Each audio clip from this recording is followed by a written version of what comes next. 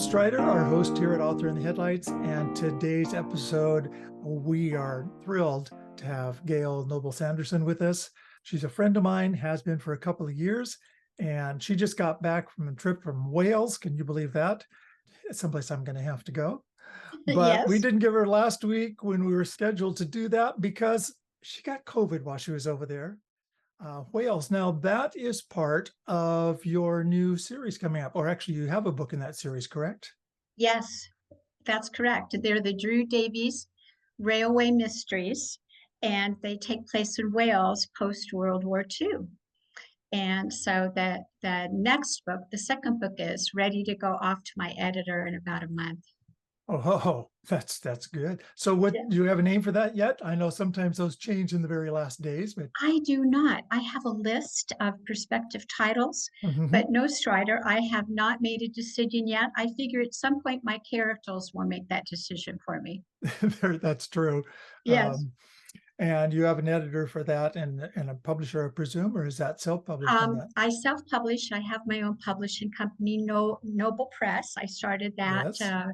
about 5 years ago, and I'm And I know very you happy can to find that self-publish. online also. You can look her up there as well as on Durham and Publishing. She's on there as a guest author and all of her books there. So Wales. Now, why did you choose Wales? Is that something you have a background with or?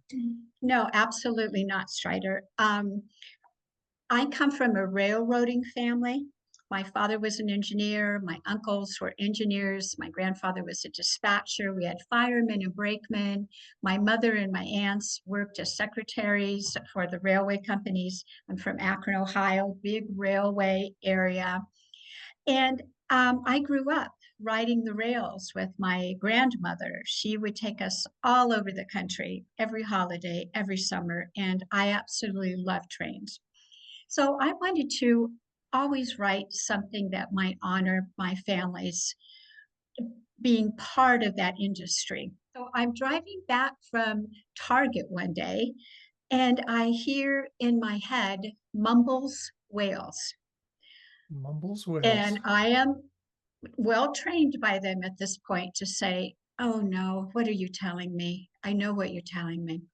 So I got home. I knew nothing about Wales. So found out it was this beautiful village in South Wales. And that's where my books are set. As a historian, I get to talk about that period of time in that area where it's a perfect example of post World War II and what was happening in Europe during. Yes. Okay, so you went over there specifically to check on the area for your book and do research. That's Yes, pretty cool, the things you can do as a writer. I'm presuming you're going to do some tax write-off for that trip because it is pertinent. absolutely. And Absolutely. one of the first things that readers ask us if we write in some place that's not home to us is, well, have you been there?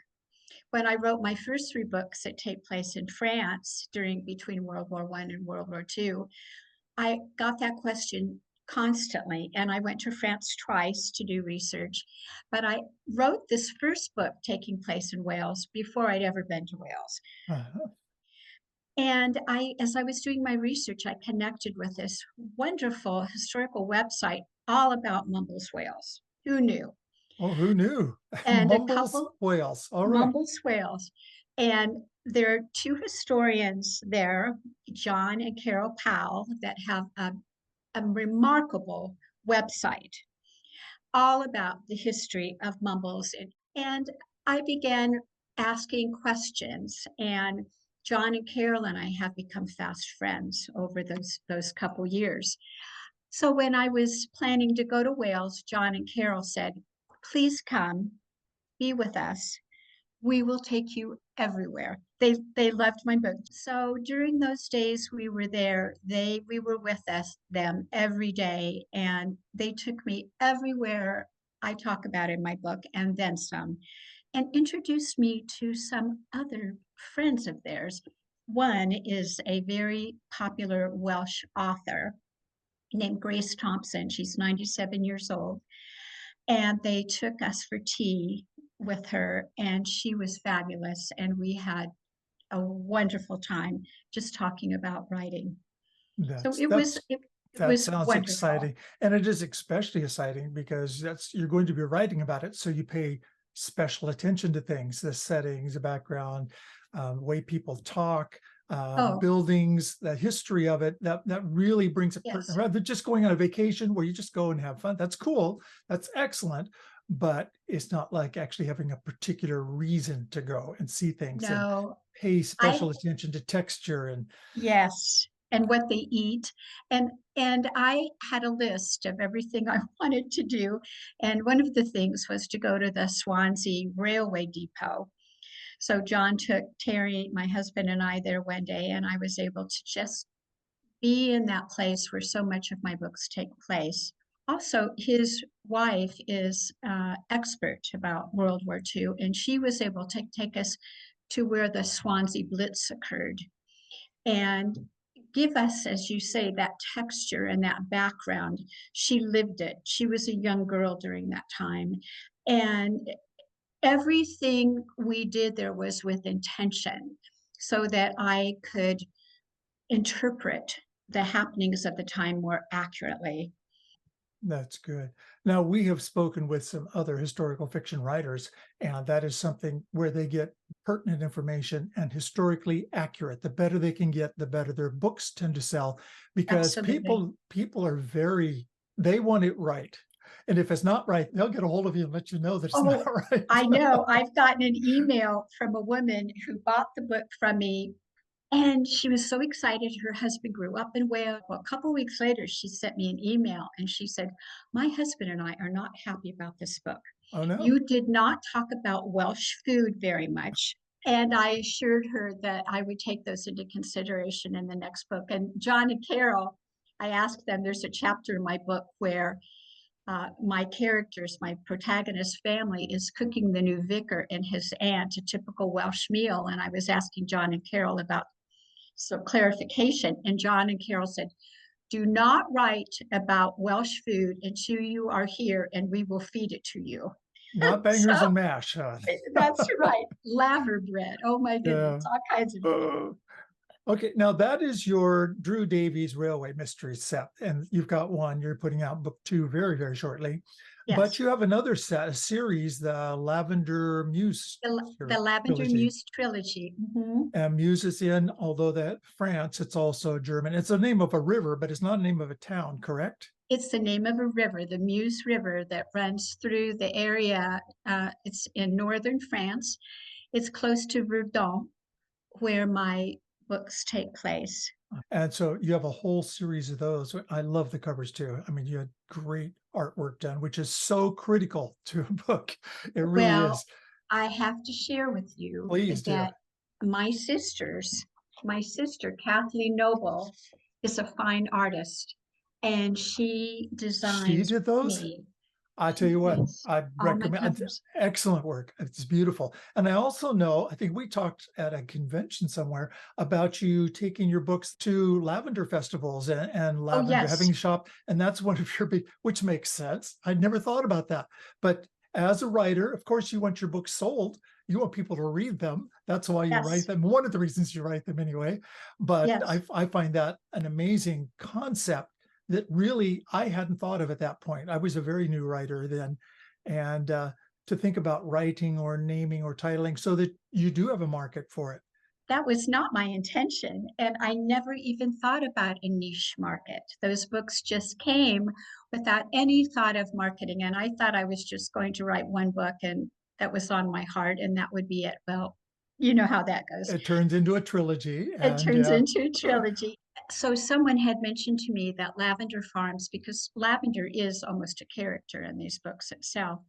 And so I sell all over the country to lavender farms you and do. gift shops. Yeah. And I've that even has seen them. been, I've gone to places here. And I know that person. It's, I see it on their shelves just in shops, and that is it's so really cool. fun. So now down to the writing aspect of it. Your books considered historical fiction, I believe your Lavender Muse, and the Yes. other is, would that be cozy mystery? They're kind of cozy, historical fiction, cozy mysteries, There you because go. Go because both I ways. part of the reason I write historical fiction, whether it's cozy mysteries or not, is because I want people to know what these people were going through and what they experienced. And also in these new series of cozy mysteries, my protagonist is a young woman who works at the railroad, and Mhm. her dream is to become a train driver. We call them engineers here, but they're Yes. train drivers, which will not happen in her lifetime because it wasn't allowed. Women were not allowed. Only during the war years. And Mhm. thousands of women across Europe were, of course, employed in many professions while the men were off fighting the Yeah. wars. World Now, War II changed so many things that way in history, both worldwide and American. It's just amazing what we can look back and see the growth in our yes. understanding, our learning, our experiences. And I do hope that continues. I hope we don't go backwards. Um, Oh, I hope so too, Strider. it's one of those things, and it's part of growth. What's next on your writing agenda? You've almost completed your book 2 for that. Do you Yeah. have a book 3? Is that going to be a trilogy I also? do, and I started it while I was in Europe. 2 Railroad Mystery is ready for final edits. Number 3 is beginning, All at righty. least up That's here. cool. That is cool. Yeah, as far as the journal thing, let me reach right up here. Here's my journal. Honest to Yes. goodness, it's and I take it with me and I open it up and scribble. It's like I'm a Yeah. writer now. I got my own journal stand And you've here. got your own journal. That's right, And you Strider. should see it, notes in it, and it's got little poems and sketches, and that's That's what fun. our It's journals fun. are for. It's That's fun. right. It is. That is fun stuff. Now, what about your tools of the trade? What have you found to be effective? A lot of what we're doing here is helping writers do their work and what works and what doesn't work so they can get a better start than I did, which I knew nothing.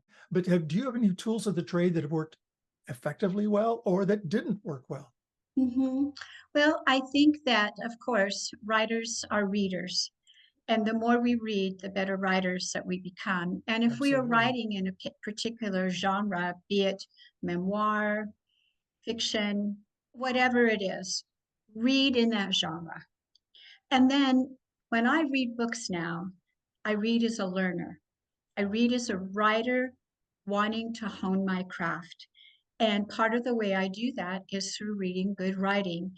And I think workshops, anytime you can go to a workshop, anytime you can collaborate with other authors, reading each other's work, I think that's all important. The most important thing is to start. If you're thinking about a plot is a good place to start. And I'm a speech language pathologist by profession, and I've taught thousands of children to ask WH questions so they could engage in conversation. That's So, good. That's so, be, absolutely excellent so way to think before about I, that. yes, before I start my mystery books, I say, who, what, why, where, when, how. Who did it? Why did they do it? Where did they do it? When did they do it? How did they do it? And that gives me kind of a starting place for my plot. Actually, I could break in there because my wife and I, Pam, was just talking about that this morning. She thought, I wonder if I could write a cozy mystery. How do you Of do course, that? And I of said, course you there, can. that's exactly the kind of thing you start with. And she's a grade school vice principal. And when she was a teacher, writing was a big thing of hers. And she had to tell them how to write a sentence, how to write a paragraph. In fact, that's where I started writing. Yeah, She was doing her master's and she had me read it over record. She said, well, you write way better than I do. Why don't you just write something? start writing. But as you start writing, if, for instance, Pam were to Google writing cozy mysteries, there's a certain criteria that makes a cozy mystery a cozy mystery. How Yeah. many In fact, people may not pages? even know what that is. Cozy They may mystery not. is one that's not too violent. It doesn't have too bad language. It doesn't have too much sex. It's cozy. It's easy to read and it fits Yes, almost everyone to be able to do. So that's a cozy mystery. And I right. even found out there is cozy science fiction. Now that one was a surprise to me, but There is there's just about cozy there. everything. Oh, Yeah, there's 7 different categories of mystery. A cozy mystery, detectives aren't usually involved. It's somebody, a Think Murder, neighborhood. She Wrote, the big name in the world that people would understand what a cozy mystery is versus a technical mystery. Yes, I love talking with other authors about their work, what they think about it, how they go about it. Everybody does it different, but it's all the same. How do you market your books? Thank you for asking that. I have done a lot of research on marketing. Matter of fact, I'm teaching classes through Whatcom Community College and checking out writers. And I call my class Marketing for Authors Who Just Want to Write. Authors don't like to market. I don't like to market, No, we don't. but You have to, but we don't like it. but marketing doesn't have to be excruciating. And it doesn't have to be so time consuming that it takes more time than our writing. So I've developed these classes for people just beginning to market. I'm teaching the next one at Village Books on November 4th from 10 to 12. People can register for it through Village Books and Whatcom Community College if they like. And basically, it's to take the fear away. And it's to give people some guidelines, just some basics about marketing. I am not a marketing guru, but I know what has worked for me or not worked for me. And I give people a marketing tool that before they leave the class, they've got their own individual marketing plan that they can go home and so they've got a place to start because it seems overwhelming. We just need a place to start. All righty. I need it too. We all Everybody do. needs that. Every author needs to market. And Yeah. even if you are published by a big name publisher, you still have to market your own book. You still have People to market. The days never coming back when they where give they do you the work for you. where They they do publish the it. work. That's a big heads up for anyone who is out there that writes or is starting to write or thinking about writing. You will end up doing your own marketing. So it's something you need to learn and do. But first, you have to write it. I just got a notice up that we are running out of time. And Right. this has been fun. I love it. Maybe we'll have to have you back one of these days. I'd love to, Strider. It's my great pleasure to be here talking with you. Excellent. That's so again, this is Gail Noble-Sanderson. She has books out there. Check them out on her site. Check them out on DurhamandPublishing.com. His guest author there. See her books and link to them. And I'm Strider, your host here at Author in the Headlights. And thank you again, Gail, for being with us. Thank you, Strider. Bye-bye.